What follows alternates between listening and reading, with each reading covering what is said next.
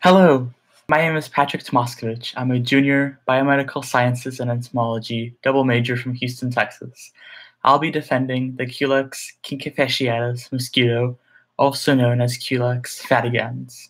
Its opponent is Aedes albopictus. Before I begin, I would like to say that my partner made no contributions to this. I had to do all of this work by myself, despite the numerous amount of times I tried to contact him and he never replied. But yeah, all the work here is my own, and I wasn't helped by anyone. And yeah, I had full permission by the TA and Dr. Coates to do this by myself. And yeah, I did this so I could get full credit for the assignment.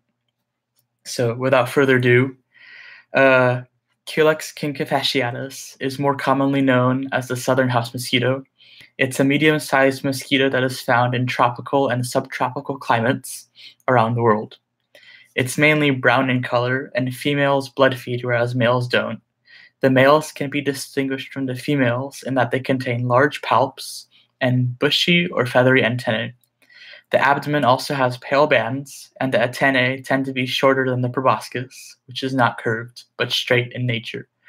Both males and females, they take in sugar meals from plants, but the female is the one that requires a blood meal in order to lay her eggs.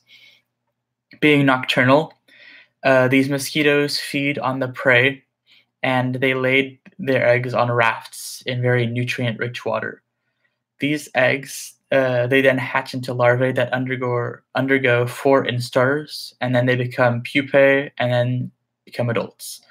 A single female can lay as many as 5 rafts in her lifetime, each able to carry thousands of eggs, yielding thousands of mosquitoes. In the US, the Culex quinquefasciatus mosquito is mainly found in the southern states that border the Gulf of Mexico, such as Texas, Louisiana, Mississippi, Alabama, and Florida. And it's also pretty popular along the Atlantic states near the Atlantic coast. Globally, this mosquito exists just about everywhere except Antarctica. It's also present in other parts of North America, like Canada. It's very popular in Central America, South America, the Caribbean, Africa, Europe, Asia, and Australia. And it's also pretty popular in the Middle East and New Zealand.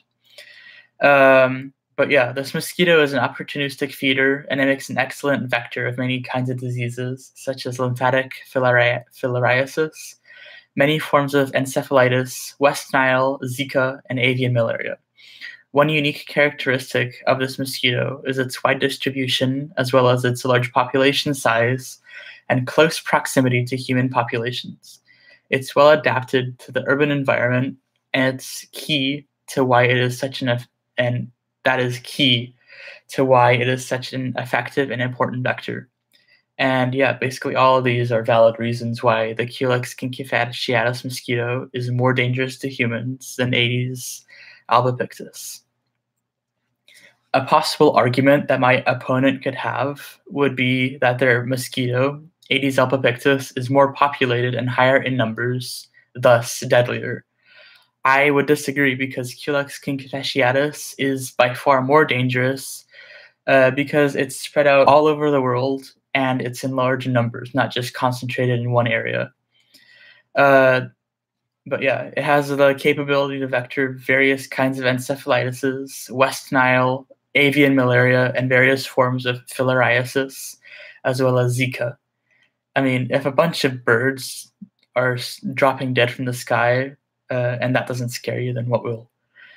My mosquito is pretty much present just about everywhere, and every human can come in contact with it, and billions of people are exposed to this mosquito each day. Those in poor areas are more susceptible to disease, and Culex quinquefasciatus will be there to infect them. Aedes albopictus is only present in a select few areas and can only transmit a handful of diseases, some of which are shared with Culex quinquefasciatus.